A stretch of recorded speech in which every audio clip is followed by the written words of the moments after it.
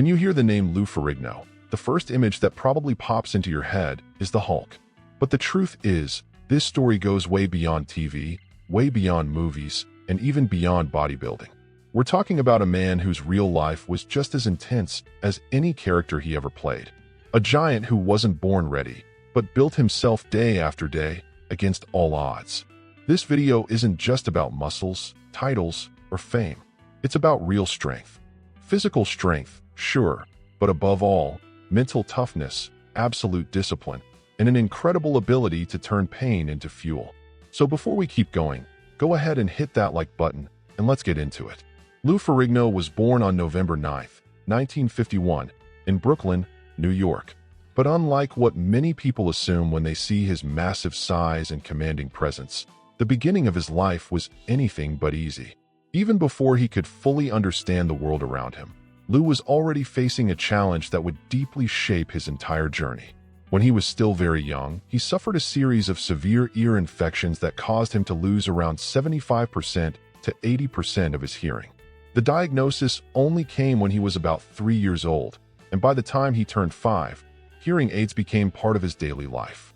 At a time when inclusion was basically non-existent, this automatically pushed him to the margins. And it didn't stop with hearing loss. Lou also struggled with speech, which made any kind of social interaction even harder. At school, that quickly turned into constant mockery, cruel nicknames, laughter, public humiliation. What should have been a place to learn became a daily emotional battlefield. That intense bullying slowly destroyed his self-esteem. Lou grew up feeling different, out of place, and rejected. And what made it even more painful was that this feeling didn't come only from school. At home, he also dealt with harsh pressure and very little validation, reinforcing the idea that he just wasn't good enough.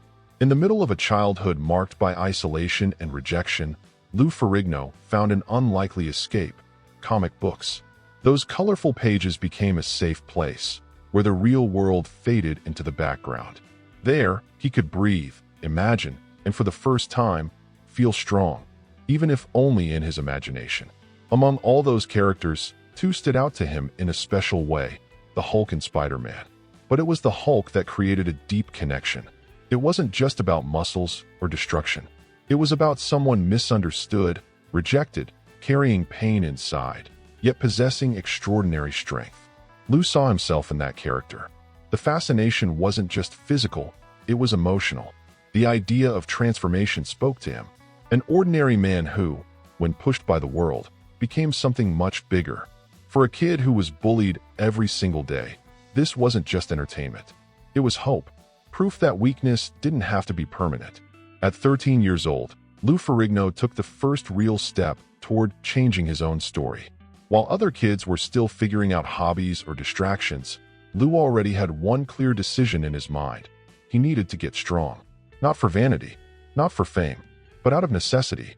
This was personal. It was about emotionally surviving in a world that always seemed to be against him. The problem was, there was no money for gyms, memberships, or real equipment. But that was never a true obstacle for someone with that level of determination. Lou improvised. He used broomsticks as barbells, buckets filled with cement as weights. Nothing was comfortable. Nothing was perfect. But it worked. What mattered wasn't the equipment. It was the intention behind every single rep. During that time, one figure became a crucial source of inspiration: the legendary Steve Reeves. More than just an incredible physique, Reeves represented discipline, respect, and presence. To Lou, he proved that it was possible to go beyond bodybuilding and conquer the world without losing your values or your identity. That image didn't just inspire muscles, it inspired character. Over time, training stopped being just physical exercise. It became therapy. It became a refuge. Every workout was a way to release frustration, anger, and sadness. As he moved through his teenage years, Lou began to undergo a transformation that caught everyone's attention. Even while dealing with hearing limitations and all the insecurities that came with them, his body responded to training in an unbelievable way. The physical growth was fast, almost shocking for someone so young. And it made one thing very clear: something different was happening there. This progress didn't happen by accident. Lou lived in a state of extreme discipline. While most young guys were getting distracted, He stayed completely locked in on training. Strict schedules, total consistency, and a mindset that simply didn't accept excuses. The gym became way more than a place to lift weights. It was a refuge, a temple, and a battlefield all at once. In there, Lou wasn't the isolated kid from school. He was in control. Every workout was a chance to evolve, to get stronger, and to prove, first and foremost to himself, that he was capable.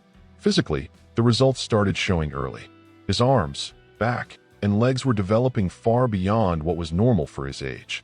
His size and structure already made it clear he wasn't going to be just another average bodybuilder. Something extraordinary was being built, rep after rep. And the most interesting part is that, at that point, Lou wasn't chasing fame, trophies, or applause.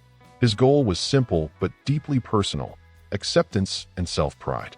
But years of quiet effort eventually paid off when Lou decided to test his physique on the bodybuilding stage. Still a teenager, he entered his first competitions, and it quickly became obvious that this wasn't just another talented young athlete. His size, muscle density, and stage presence stood out even among more experienced competitors. Between 1971 and 1972, Lou was already winning major titles in both team divisions and the professional circuit. These victories weren't just trophies. They were proof that all the isolation, discipline, and sacrifice had been worth it. Every win reinforced the idea that he truly belonged in that world. The real turning point, though, came in 1973. That was the year Lou reached the highest level of recognition by becoming the IFBB Mr. America overall champion, followed shortly after by winning the IFBB Mr. Universe overall as well. This wasn't just a one-time win. It was total dominance in two of the most respected titles in global bodybuilding. With that achievement, Lou made history as the youngest athlete ever to win the Mr. Universe, earning a spot in the Guinness Book of World Records. Suddenly, that shy kid from Brooklyn was making headlines. The bodybuilding world wasn't just respecting him anymore, it was watching him closely. From that moment on, the recognition went global. Lou Ferrigno was now seen as one of the greatest prospects the sport had ever produced. With his name rising fast, Lou made a strategic move and relocated to Columbus, Ohio, one of the major bodybuilding hubs at the time.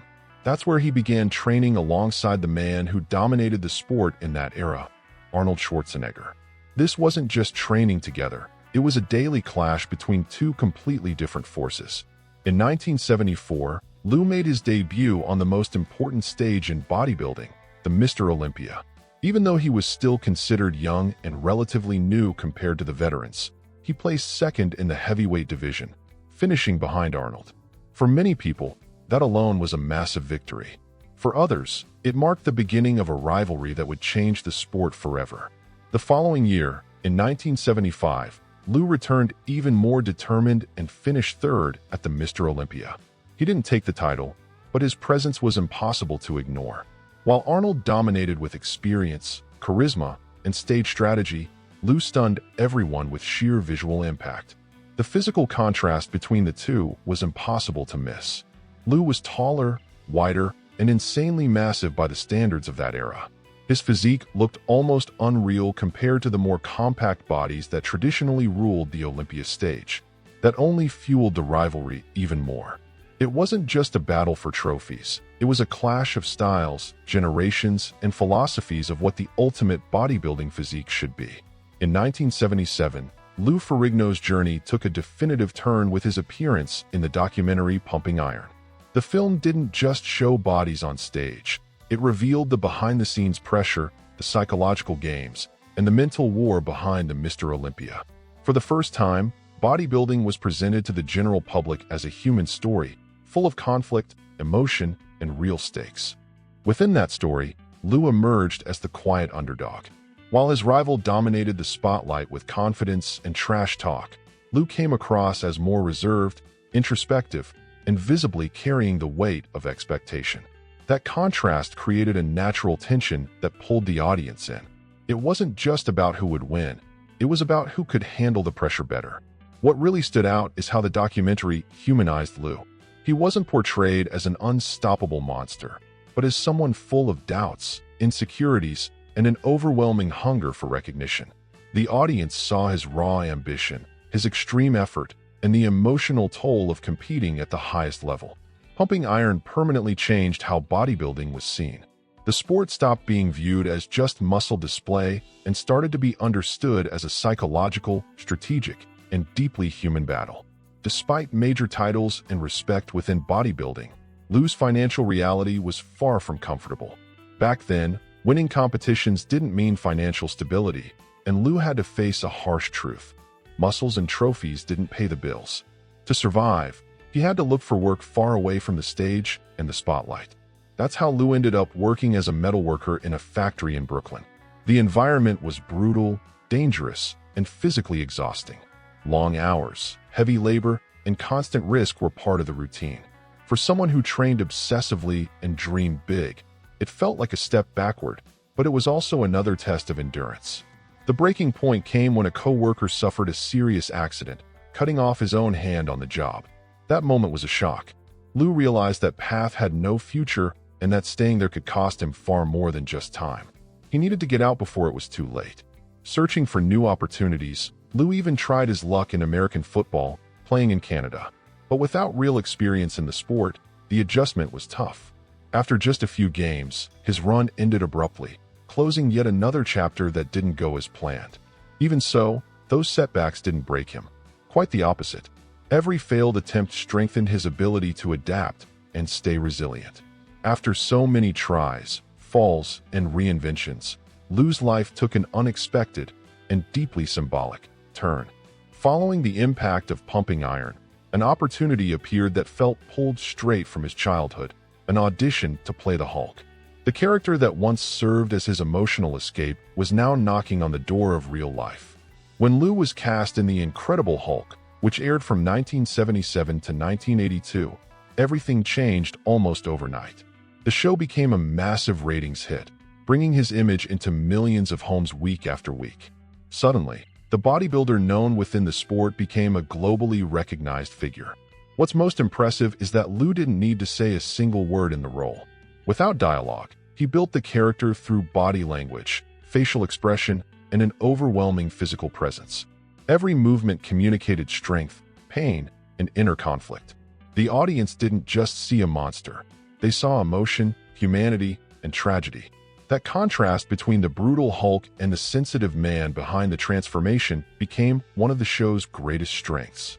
Lou brought depth to a character that could have easily been nothing more than visual force. With the Hulk's massive success on television, Lou achieved something few athletes ever do: a solid career outside of sports. He began receiving movie offers, especially for roles that showcased his unique physical presence. One of the most memorable was playing Hercules, a mythological figure that perfectly matched everything he represented in terms of strength and image. Beyond films, Lou expanded his presence in TV series and projects tied to the Marvel Universe. Even when he wasn't physically appearing as the Green Giant, he stayed connected to the character by providing the Hulk's voice in animated shows and films for many years. That connection lasted until 2015, cementing his definitive identity with the character. One interesting part of his career was how Lou started having fun with his own image. On The King of Queens, he appeared several times playing himself, showing a much more lighthearted, approachable side. Those appearances helped the audience see Lou beyond the physique, as someone charismatic, relatable, and genuinely authentic. Even far from competition, Lou never stepped away from training. Quite the opposite. He became a high-level personal trainer, bringing his real-world experience and disciplined mindset to people who were chasing serious results. Lou never sold shortcuts. He taught consistency, hard work, and commitment to the process. One of the most impressive chapters of this phase was his work with Michael Jackson. For nearly a decade, Lou trained the King of Pop, helping improve his endurance, conditioning, and physical preparation for incredibly demanding world tours. That partnership showed something important. Lou wasn't just raw strength. He deeply understood how the human body works. Over time, he also began developing training programs and educational materials, sharing his philosophy with a much wider audience. His approach was always straightforward: basic training done right, daily discipline, and a strong mindset. No gimmicks, no miracle promises, just consistent work. That path naturally led to the creation of Ferrigno Fitness, his own brand focused on training equipment and fitness products. More than just a business, the brand represented his vision of health, strength, and longevity. Lou made a point of personally demonstrating the equipment, showing that he genuinely believed in what he was putting out there. On top of that, Lou began working as a physical fitness consultant for police departments across different parts of the United States. His goal was to help officers maintain strength, conditioning, and endurance for the physical demands of daily duty. But just when most people thought his bodybuilding story was long over, Lou shocked everyone by announcing his return to the stage in the early 1990s. After nearly 2 decades away from competition, no one really knew what to expect. One thing was clear, though: this wouldn't be an ordinary comeback. It was personal, almost an inner calling to close the loop on his journey. In 1992, Lou returned to the most demanding stage in bodybuilding, the Mr. Olympia.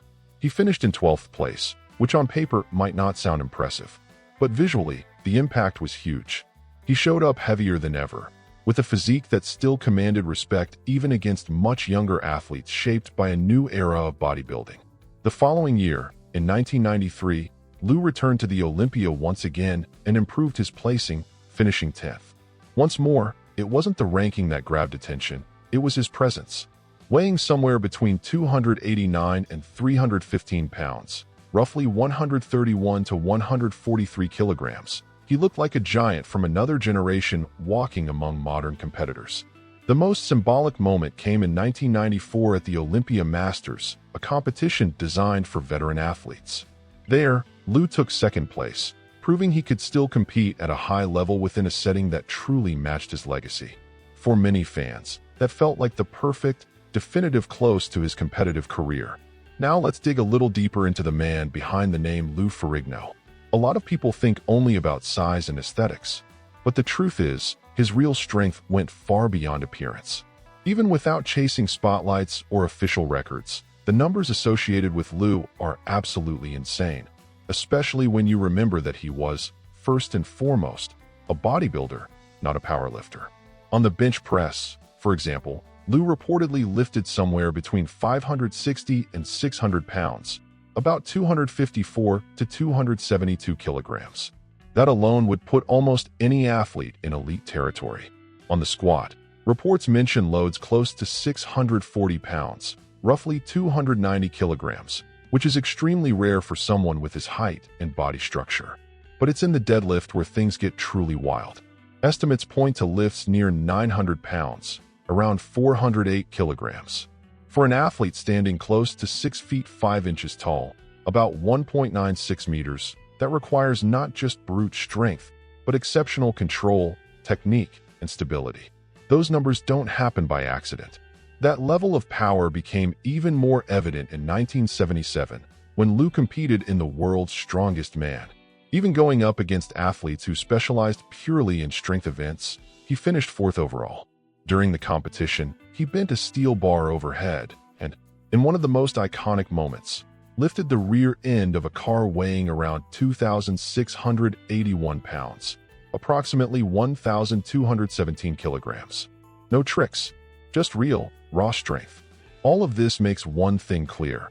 Lou Ferrigno was something rare, a bodybuilder with true strongman-level strength. Another really interesting point is that Lou's training philosophy was the perfect definition of old-school bodybuilding. No shortcuts, no quick workouts, no miracle methods. Lou trained 6 days a week, with only Sunday reserved for full rest. For him, progress came from daily repetition, consistency, and absolute commitment to the process. The training volume was brutal. Long sessions, heavy weights, and a constant focus on progression were part of his routine. Lou believed the body only grows when it's consistently challenged. If a workout felt comfortable, something was wrong. Every session had to demand more than the last, even if that meant just one extra rep or a little more weight on the bar. Another core principle was his absolute priority on free weights. Barbells and dumbbells were his main tools. Lou avoided machines whenever possible because he believed they limited the body's natural movement. During exercises, he kept constant tension on the muscles. No locking out joints at the top of the movement. No resting during reps. This technique kept the muscle under continuous stress, increasing the intensity of every set and making the workout far more demanding, both physically and mentally. His split was classic, dividing muscle groups throughout the week, but always with one clear goal: leave the gym completely exhausted. Lou's nutrition followed the exact same logic as his training. Simple, consistent, and extremely disciplined. No trends, no fancy diets. Lou ate every 2 to 3 hours, keeping his body constantly fueled. For someone his size and training intensity, going long periods without eating simply wasn't an option. His calorie intake was high, with a strong focus on quality protein and enough fats to support energy and recovery. Lou understood that muscle isn't built only in the gym, it's built even more outside of it. Without fuel, there's no growth, only breakdown. Eating right was just as much part of the job as lifting weights. His day started with a heavy, no-nonsense breakfast, the kind that truly prepares the body for work. Whole milk, eggs, fruit, and nutrient-dense foods were always there. It was like putting premium fuel in the engine first thing in the morning, ensuring steady energy throughout the day and avoiding performance crashes. Before training, shakes were a key part of his routine. Simple mixes of milk, liquid eggs, and fruit provided fast absorption and maximum strength for heavy sessions. As for main meals, there were no gimmicks. Meat, rice, potatoes, and vegetables formed the foundation. Real food, easy to repeat, easy to maintain long-term. One detail Lou took very seriously was his final meal of the day, eaten close to bedtime. He knew recovery happens during sleep, and going to bed without nutrients meant wasting that process. When Lou Ferrigno stepped on stage, it was impossible to ignore him. Standing an incredible 6 feet 5 inches tall, about 1.95 meters, he literally towered over his competitors. In a sport dominated by average-height athletes, Lou looked like a giant walking among strong men. The audience's first reaction was almost always shock. His contest weight hovered close to 300 pounds, roughly 136 kilograms, while still maintaining a level of definition very few could sustain at that size. But what really stood out wasn't just the number on the scale, it was how that mass was distributed. Nothing looked out of proportion. Everything had visual impact and balance. The measurements helped paint the picture. Arms around 23 inches, about 58 centimeters, a massive chest close to 57 inches, roughly 145 centimeters, and still a relatively tight waist for that era at about 34 inches or 87 centimeters. That contrast created a V-taper that looked like it came straight out of a comic book. His legs matched the rest of his physique, measuring around 31 inches, roughly 78 centimeters, supporting that massive upper body with density and balance. Even muscles many athletes tend to neglect, like the calves, were well developed. It was a complete physique, built from top to bottom with intention. But maybe the most impressive part was how Lou moved on stage. Despite his enormous size, he posed with fluidity and control, never looking stiff or awkward. Away from the stage and the cameras, Lou built a life defined by real challenges and constant resilience. Over the years, he experienced marriage, raised children, and maintained a strong bond with his family, which always served as an important foundation during tough moments. Fame never exempted him from dealing with everyday struggles. He faced the same real-life issues as anyone else. One of the most meaningful chapters of this phase was his decision to undergo cochlear implant surgery. After living his entire life with severe hearing loss, Lou was able to recover a large portion of his hearing thanks to technology. For someone who grew up being defined by that limitation, hearing better meant far more than comfort. It meant regaining independence and quality of life. On top of that, Lou chose a path few people from his background would expect: public service. He served as a reserve police officer, proving that discipline, responsibility, and commitment went far beyond the gym. It wasn't about image, it was about purpose. He wanted to serve, to contribute, and to stay active in something bigger than himself. That recognition also came at a national level, when Lou was appointed to the United States Council on Sports and Fitness. When you look at Lou Ferrigno's entire journey, it becomes clear that his legacy goes far beyond trophies, muscles, or famous roles. He became an icon of bodybuilding, film, and pop culture because he proved, through real life, that the most powerful kind of strength isn't just physical. It's mental. It's the ability to keep going when everything seems to be telling you to stop. Lou turned pain into purpose. He took rejection, limitations, and hardships that could have broken him and used all of it as fuel to grow, not just inside the gym, but in life. And that's exactly why his story crosses generations, inspiring both hardcore lifters and people who've never touched a dumbbell. This is the kind of giant that truly leaves a mark, not just because of body size, but because of the choices made when no one was watching. Lou reminds us that quitting was never a real option. That true victory lies in continuing, adapting, and moving forward, even when the road is tough. Now I want to hear from you. Which part of this story impacted you the most? Was it the insane strength, overcoming hearing loss, the comeback to the stage, or the transformation into a global icon? Drop your comment down below. Your voice matters in this community. If this video inspired you in any way, hit that like button. It helps the channel a lot to keep bringing stories like this. And if you want to support us even more, consider becoming a channel member and joining a group that lives and breathes bodybuilding and stories of resilience. And of course, subscribe and turn on notifications so you don't miss any new videos. On the end screen, you'll see another special piece of content from the channel, made just for those who love deep, motivating, and meaningful stories. Click there, stick with us, and remember, the giant inside you only needs one decision to wake up. See you in the next video.